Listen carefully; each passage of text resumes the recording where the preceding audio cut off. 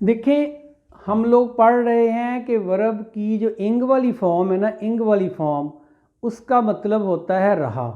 और जहाँ इंग वाली फॉर्म आती है उसका इंग्लिश में जो टेंस बनता है वो होता है कॉन्टीन्यूस। और अगर इंग वाली फॉर्म के साथ इज़ आर एम लगाते हैं वो बन जाता है प्रेजेंट कॉन्टीन्यूस। और अगर हम इंग वाली फॉर्म के साथ वाज या वर लगाते हैं वो बन जाता है पास्ट कंटिन्यूस। तो कंटिन्यूस तो रहना उसने जब तक इंग वाली फॉर्म है ना, जिस वर्ब के साथ इंग लग गया इंग्लिश में उसमें कंटिन्यूस आएगा, जो मर्जी हो जाए पक्का आएगा कंटिन्यूस। अब लेकिन आपने पढ़ा था वो जा रहा है, ठीक है प्रेजेंट, जा रहा था पास्ट। तो आज हम पढ़ने जा रहे हैं फ्यूचर कंटिन्यूस, वो जा रहा होगा। गा की मैंने आपको जा रहा होगा, जा रही होगी, गा के लिए मैंने आपको एक ही बात बताई थी, हमारा एक मॉडल है और वो है विल या शेल, और वो गा का तर्जमा करता है। बस एक ही है विल या शेल और कोई नहीं है फ्यूचर बनाने के लिए। फ्यूचर तो आसान ही पड़ा है, विल या शेल यूज़ करना है आपने बस। और मैं पहले भी किया है, प्रेजेंट फ्यूचर इंडेफिनिट में आपने विल या शेल का यूज़ किया था, आपको याद आ जाए। विल या शेल के बाद आपने वर्ब की फर्स्ट फॉर्म लगाई थी कहाँ, फ्यूचर इंडेफिनिट टेंस में। दोबारा पीछे चलें ज़रा, आई शेल ईट, मैं खाऊंगा, यू विल ईट, तुम खाओगे। याद है आपको, आपने ये यूज़ किया था। मैं दोबारा कर देता हूँ, यू विल ईट, तुम खाओगे एप्पल्स, ये आपने किया था। कहाँ किया था, फ्यूचर इंडेफिनिट टेंस में। यू विल, विल का मतलब ही गा आगे की होता है। आज भी हम पढ़ने वाले रहा होगा, तो गा तो आ गया इसमें, तो विल तो आना ही आना है। और साथ साथ इंग भी आनी है। इंग चूंकि रहा लग गया ना, मैं आपको इसको ईट को ईटिंग कर रहा हूं मैं, चलें ईटिंग आ गया। और ईटिंग कभी यूज नहीं, मैंने कहा था इसके साथ हेल्पिंग वर्ब आएगा। हेल्पिंग वर्ब क्या आएगा, विल ही आना है ना, है ही एक हेल्पिंग वर्ब हमारे पास जो गा का मीनिंग देता है, तो विल ही आएगा ना। लगा दें या विल, तो ये यू विल ईटिंग एप्पल्स, ये सेंटेंस सही नहीं है। इसकी वजह मुझे आप बताएंगे क्यों नहीं सही। मैंने आपको इन डिटेल बताया था कि विल और शेल के साथ ये और भी 12 13 13 है ये टोटल, ये मॉडल हैं। और मॉडल के साथ हमेशा हमेशा वर्ब की फर्स्ट फॉर्म ही आती है, कभी इंग वाली फॉर्म, कभी थर्ड फॉर्म, कभी एस वाली फॉर्म, कभी कोई इन्फिनेटिव नहीं आता ऐसे टू वाला। तो अब ये कैसे आ सकता है, देखिए विल के साथ ईट पहली फॉर्म आएगी, ये हमारी कंडीशन को पूरा करता है। चूंकि मॉडल के साथ क्या मैंने बताया था, फर्स्ट फॉर्म बस, तो ये तो मैंने इंग वाली लगा दी है, ये तो है ही गलत। लेकिन विल भी आना है, चूंकि गा आ रहा है हमारा, ग्रहा होगा, यू विल ईटिंग एप्पल, तुम सेब खा रहे होगे।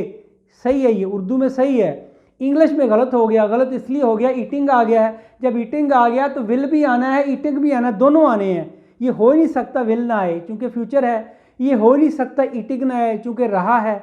जब ईटिंग आएगा, रहा आएगा, विल आएगा, गा आएगा, ये दोनों आने ही आने हैं, कभी हो ही नहीं सकता ना आए। लेकिन हमारा जो कंडीशन वो ख़राब हो रही है कि विल के साथ तो आती होती फर्स्ट फॉर्म, ये लगी इंग वाली फॉर्म। अब हमें क्या करना होगा, अब हमें क्या करना होगा, मैंने फिर कहा था हेल्पिंग वर्ब की तरफ आए। ये हेल्पिंग वर्ब है हमारे, पहला क्या है, बी, हैव और डू, तीन ही हेल्पिंग वर्ब है, प्राइमरी तीन ही है, तीनों के साथ सारा जो है ना बनता है। तो अब उसमें पहला ही देखें आप, बी ले रहे हैं हम, तो B is the first form, पहली फॉर्म है बी। और हमारी कंडीशन पूरी करने के लिए विल के साथ में बी लगाना पड़ेगा, चूंकि हमारे पास वर्ब की फॉर्म है ही नहीं। ईटिंग जो है ये वर्ब की फॉर्म है लेकिन इंग वाली है, तो मैं ऐड कर दूंगा बी यहाँ। ये देखें, ये you will be eating apples, ये चीज़ नहीं है आपके लिए। पहले आपने विल के साथ फर्स्ट फॉर्म लगाई थी ना फ्यूचर इंडेफिनिट में, आज बी के बाद विल बी लगाना पड़ा विल की वजह से। अगर ये अगर ये विल जो है वो मॉडल ना होता तो मुझे बी लगाने की ज़रूरत नहीं थी। जैसा कि पहले आपने दो टेंस पढ़े हैं, प्रेजेंट कंटिन्यूस और पास्ट कंटिन्यूस, मुझे बी लगाना पड़ा विल की वजह से। विल क्या है, मॉडल है, मॉडल लेता है फर्स्ट फॉर्म, मैं लगानी है आईएनजी, तो आईएनजी लगानी ही लगानी मैंने, इसके बगैर सेंटेंस नहीं बनेगा। विल भी मैंने लगाना ही लगाना है, लेकिन बी अपने पास से ऐड करना पड़ा मुझे, तो ये बन गया you will be eating apples. तो फार्मूला क्या बना आपका कि विल बी या शेल बी, ये दोनों के साथ इंग वाली फॉर्म लगा दें आप। मैं लिख देता हूँ, विल बी, देखें विल बी प्लस आईएनजी वाली फॉर्म, या शैल बी प्लस आईएनजी वाली फॉर्म, आईएनजी वाली फॉर्म, ये आपको लगाना पड़ेगा। और इंग्लिश में स्ट्रक्चर नहीं आपने भूलना, पहले सब्जेक्ट आता है, फिर वर्ब आता है, फिर ऑब्जेक्ट आता है। ये तीन चीज़ें आप याद रखें। अभी हम इसके सेंटेंस बनाएंगे तो बात ज़्यादा अच्छी तरह क्लियर हो जाएगी। इसको मैं रिमूव कर रहा हूँ और न्यू सेंटेंस लिख रहा हूँ आपके लिए, और आपने मेरे साथ हेल्प करनी, आपने बनाने हैं। कोई वर्ब ले लें आप, वो चाय बना रही होगी। चले हम लगा लेते हैं, she will be making tea. अगर मैं कहना हो कि वो चाय पी रहे होंगे तो ऐसे कर लो, they will be taking tea. इसका मतलब है वो चाय बना रही होगी, रही आ गया ना, इंग लगना था। फिर है दे विल बी टेकिंग टी, वो चाय पी रहे होंगे। क्लियर बात होगी। बाकी जो उसका नेगेटिव बनाना है, वो चाय नहीं पी रहे होंगे, वो तो बहुत ही आसान है, नॉट ऐड करना है। कहाँ ऐड करना है? इन हेल्पिंग वर्ब के बाद। तो ये हेल्पिंग वर्ब कौन से हैं? ये देखो, विल हेल्पिंग वर्ब ही तो है, पहले भी आपने किया था। विल के बाद नॉट, विल नॉट, अब भी विल के बाद नॉट ही करना है आपने, कोई मसला नहीं इसमें। कहाँ करना है? विल शैल के बाद। लेकिन अब इसमें देखें, इसमें विल भी वर्ब है, बी भी वर्ब है, टेकिंग भी वर्ब है, तीन वर्ब आ गए ना। तीनों में ये हेल्पिंग वर्ब है, ये भी हेल्पिंग वर्ब है, लेकिन ये मेन वर्ब है। तो ये सारे का सारा बेटे वर्ब है। Verb is consist on 3 words, 3 word पे वर्ब आया है। और इससे पहले सब्जेक्ट आता है, उसके बाद ऑब्जेक्ट आता है। सब्जेक्ट क्या है? डूअर, काम करने वाला। ऑब्जेक्ट रिसीवर, जिस पे काम किया जाए। उन्होंने क्या किया है? टी पे काम किया है। दे ने कुछ किया है, टी को किया है, क्या किया है? वो पीने का काम किया, वो वर्ब हो जाएगा आपका। तो विल बी टेकिंग, इसमें यूं कह लें फ्यूचर कंटिन्यूअस टेंस में 3 वर्ब आएंगे, 2 हेल्पिंग वर्ब होगा, 1 मेन वर्ब होगा। आपने जो पहला हेल्पिंग वर्ब है उसके बाद नॉट ऐड कर देना है, कुछ भी नहीं करना। पहले हेल्पिंग वर्ब के बाद क्या करना है? नॉट ऐड करना है। पहला हेल्पिंग वर्ब शैल भी हो सकता है, विल भी हो सकता है। And I have told you very clearly in future indefinite tense that we use not after will, और शैल के बाद हम नॉट यूज़ करते हैं और ये बन जाता है नेगेटिव। और अगर शैल और विल को शुरू में लगाते हैं, सब्जेक्ट से पहले लगाते हैं, ये बन जाता है इंटेरोगेटिव। तो मैं करके बताता हूँ सेंटेंस आपको, और आप देखें कैसे यूज़ करते हैं हम लोग। इसी को हम ले लेते हैं, दे विल बी टेकिंग टी। मैं क्या करता हूँ, दे विल नॉट बी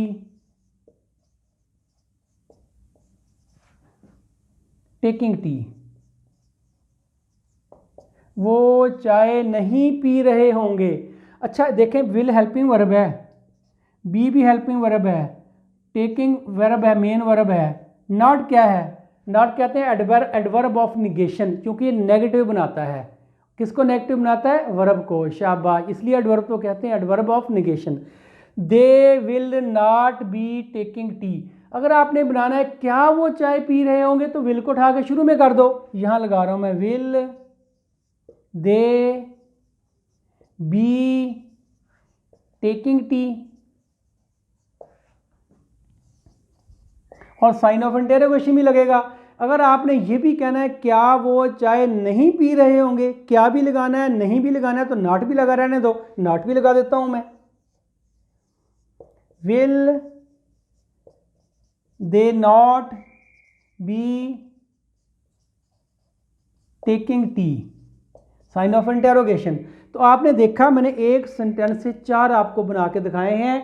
ये असर्टिव था पहले, पॉजिटिव इसे कहते हैं, पॉजिटिव सेंटेंस भी कहते हैं, असर्टिव भी कहते हैं, इसको नेगेटिव कहते हैं, इसको इंटेरोगेटिव कहते हैं, इसको नेगेटिव और इंटेरोगेटिव दोनों कहते हैं। और मैंने देखा कि मैंने ये विल के साथ बनाया है, और मैंने ये भी कहा है कि वी यूज़ शैल, किसके साथ शैल यूज़ करते हैं? आई और वी के साथ। बस वो भी अंग्रेज़ों ने कहा है कि वी के साथ, आई और वी के साथ शैल लगाओ, वरना दोनों सही हैं। आम लैंग्वेज में दोनों सही हैं, लेकिन जब आप properly subject as a English as a subject पढ़ोगे, पेपर में बैठोगे, then you will have to use shall with I and we, वहाँ लगाना पड़ेगा। अदरवाइज़ आपको कहीं भी कहीं ज़रूरत नहीं पड़ेगी। दूसरी, हम पाकिस्तान में सर देखें, एक लैंग्वेज है ना, हर 25 किलोमीटर के बाद उसका डायलेक्ट बदल जाता है, डायलेक्ट। तो कहीं उसका वर्ड कुछ बन जाता है। हमारी पंजाबी देख लें, सादकाबाद से शुरू होती है, पिंडी तक कई डायलैक्ट बदलते हैं इसके। इंग्लिश में भी ऐसा ही होता है, इसलिए इसकी प्रोनाउंसिएशन से ज़्यादा परेशान ना हुआ करें।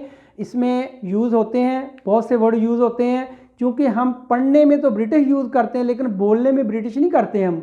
अमेरिका में अपनी इंग्लिश में ही बड़ा तजाद है, उनके अपने स्टेट में अलग अलग जो है ना एक्सेंट बोले जाते हैं, अलग अलग डायलैक्ट बोले जाते हैं। इसलिए इसमें परेशानी आपने होना कि शेल क्यों लगाते हैं, विल आप लगाएं, शेल ना लगाएं, विल ही लगाएं आप।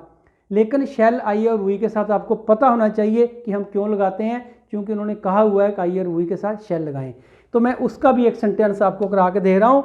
हम कर रहे हैं, मैं बोल देता हूँ। हम लगाते हैं, चले watch, we will be watching, we shall be watching TV, shall लगा दिया। We shall not be watching TV, shall we be watching TV, shall we not be watching TV, sign of interrogation लगाना है आपने। तो इसी तरह करके ये सेंटेंस आपने क्या करना है, आपने घर में जाके एक वर्ब लेना है, और वर्ब जो वो लें जो आपको आता है। रीड ले लें आप, रीड ले लें आप, रीडिंग बन जाएगा। Will be reading, he will be reading, he will not be reading, will he be reading, will he not be reading, sentence बन गया आपका। सिर्फ आपको सब्जेक्ट लगाना है खुद और ऑब्जेक्ट खुद लगाना है, खुद लगाएंगे तो प्रैक्टिस होगी। So thank you viewers.